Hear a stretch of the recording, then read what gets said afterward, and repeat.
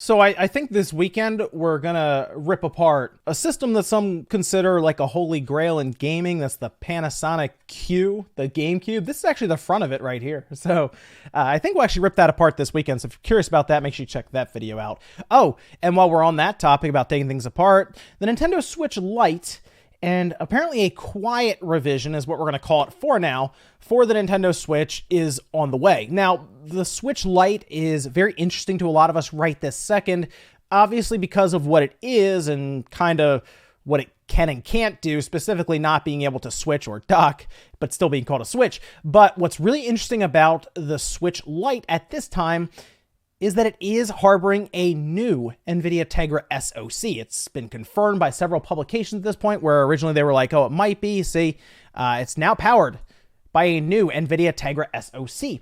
And it's something we pretty much figured as soon as we saw the size of the battery in the Lite, and then the battery life actually being better than the current Switch that we all own. It wouldn't make any sense for the battery to be reduced by about 20% and then to also have about 20% better battery life. It would make no sense if it's the same chip and everything. We already kind of figured that. It has now been confirmed, though, that it is a new Nvidia Tegra SoC. And here's the thing.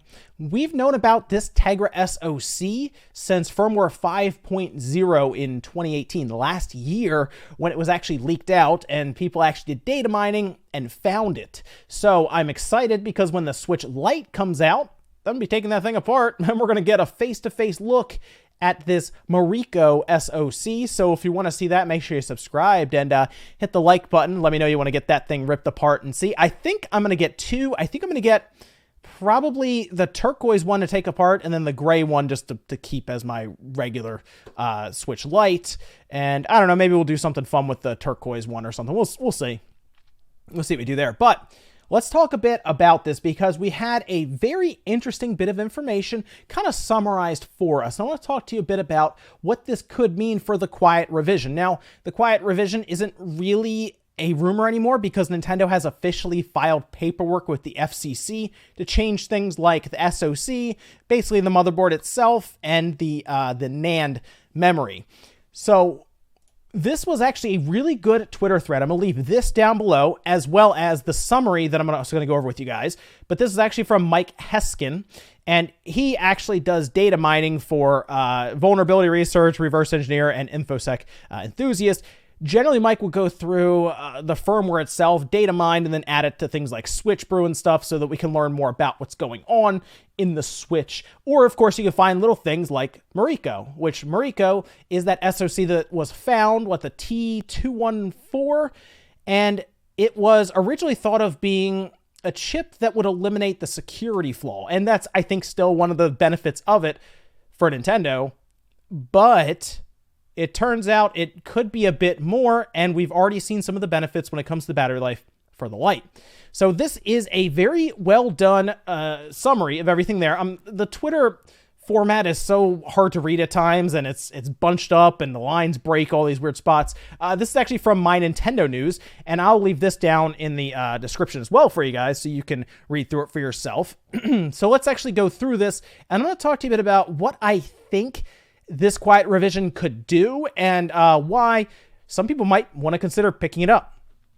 So we don't really know when this revision is happening. We've heard, and I've talked to some people, I'm just going to put that out there, it appears set for this fall/holiday, actually around the time of the Lite coming out. And it makes sense because the Lite and this revision that they're doing, that's not really going to be advertised heavily as, oh, it's more powerful or anything. It's not even really going to have a different name. It's still just going to be called the Switch, like the one it is now. Probably will even look mostly the same, except there is some thought. Emily Rogers even mentioned that it could be multiple colors for the Switch from what we saw on different forums. So she was openly putting that out there. I've talked to other people, though, and this actually seems like something that will have some benefit, but it looks like it's going to be coming this holiday/fall. So interesting stuff there. And these are people who knew about the Switch Mini/Lite coming this fall as well, and, well, it drops right into the fall. So firmware 5.0. I said it before, that's where we learned about the Tegra 214 or Mariko. And there's two hardware lines, are Switch Lite and Switch New. I don't know if they're going to change the name. I think it's just going to be called what it is now, Nintendo Switch. And then the one we have now will be phased out. And I'm going to explain why that is here soon. So the original Switch has 4 gigabytes of RAM, as we know it, of course, 6 gigabytes for the dev kit, which makes sense. But the new models are going to support 4 and 8. Now, we of course know the Lite has basically the same components and everything, 4 gigabytes of memory, 32 gigabytes of onboard storage and everything. I don't think 8 gigabytes is necessarily what's going to show up in the Switch, this new Switch. I think it's going to be mostly the same, and that 8 gigabytes, I think, is set up for the dev kit. They're just giving, I think, developers a little extra oomph for developing these games to help them out. I think, again, the Switch is going to be mostly the same when it comes to those things. However, here's something to take into consideration and why it's possible they could do 8 gigabytes of RAM. They are actually going to be using a new form of LPDDR4, and a lot of that has to do with LPDDR4 that we know now, that's in the Switch, being legacy at this point. I mean, it's provided for legacy chips. Tegra X1 is kind of a legacy chip at this point, so they are providing it for that. But moving up to LPDDR4X DRAM is actually a pretty cool thing to see, mostly because it does have some benefits when it comes to power saving. It also can actually push more data, but I don't know if Nintendo's going to necessarily take advantage of that. They could, but here's a good example. I'll leave this down below for you guys as well if you'd like to read more about what LPDDR4X is. But the biggest thing here is it actually has a reduction in I/O voltage by almost 50%, as they say here, from 1.12 volts down to 0.61 volts.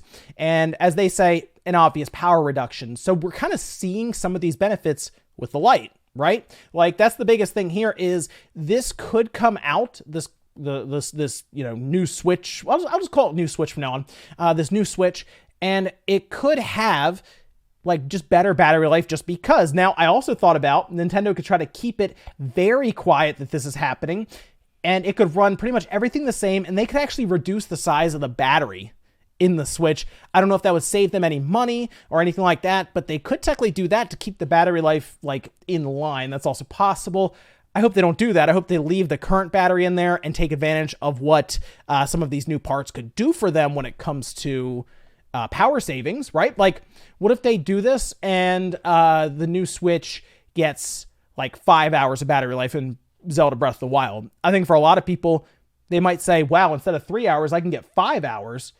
There would be some thought there to upgrading right there, right? I think a lot of people would think that. Now, they could also decide to keep the current battery life and, of course, raise the frequency that we're going to get into here. So the Switch Lite, of course, smaller screen, non-detachable controllers, while the new Switch should have the exact same form factor. It's not going to look any different. It's not going to have a bigger screen, not going to have a different screen, maybe from different manufacturers, right? I mean, we've seen some Switches now have different screens from different manufacturers with different quality, but I don't think it's going to be like 1080p screen. Nothing like that.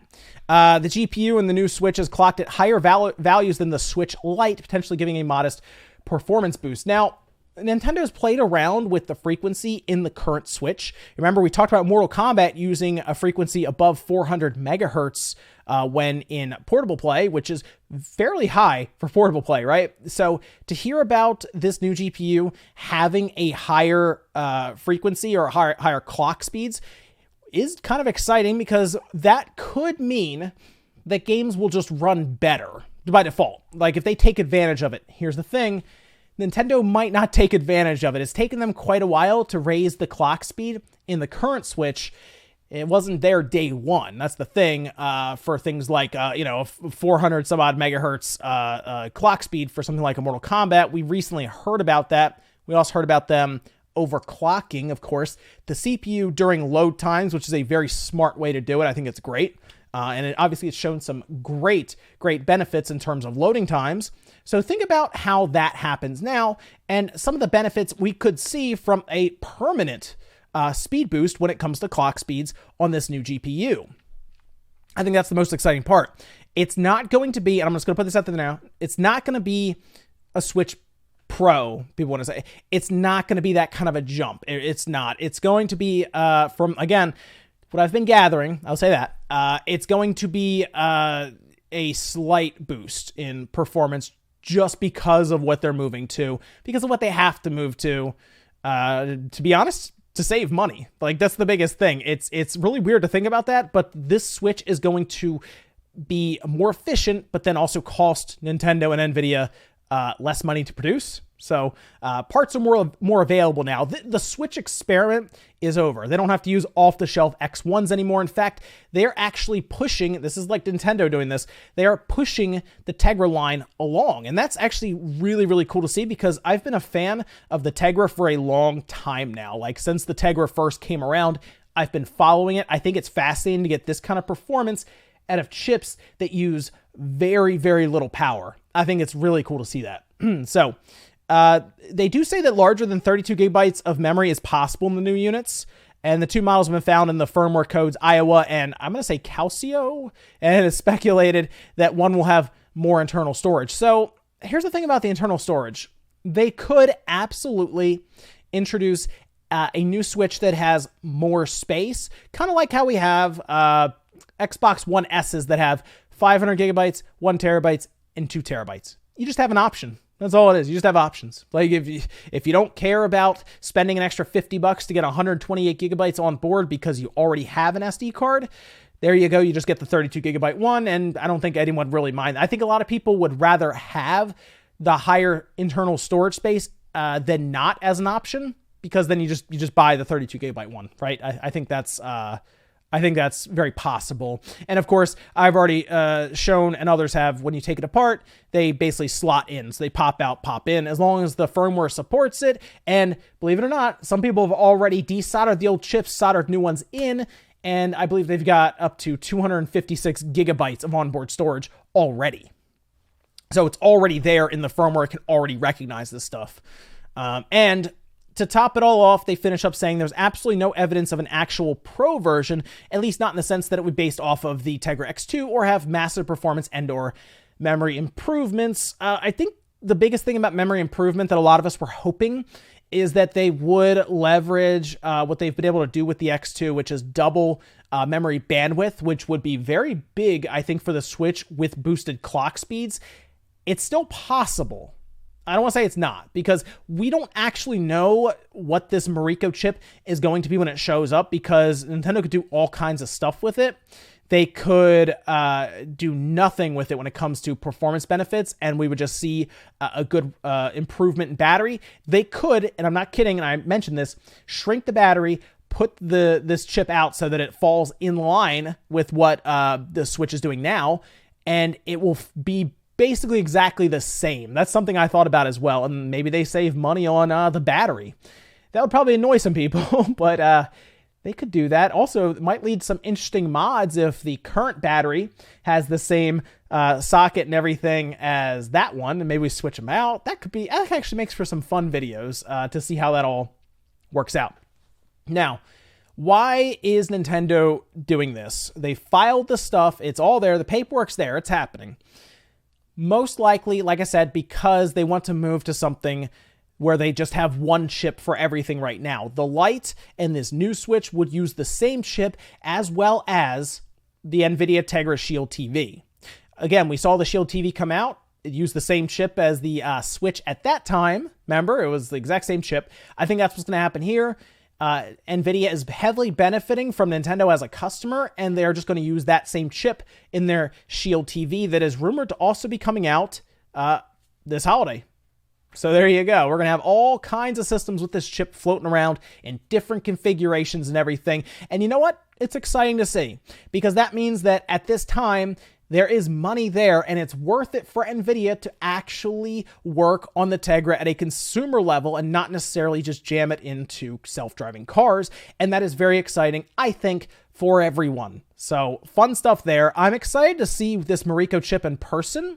Like I said, I'm planning on taking it apart, and I can't wait to see what Nintendo actually does with this, and I hope they do something with it in this new Switch. I'm going to be more curious if they just push it out as different colors, don't say a thing about any benefits, and then we all find out for ourselves in the wild when we all buy them and do benchmarks in terms of battery life and frame rate analysis and all of that stuff. But exciting time for Nintendo fans right now, and we'll see what happens. We'll see if we get an announcement.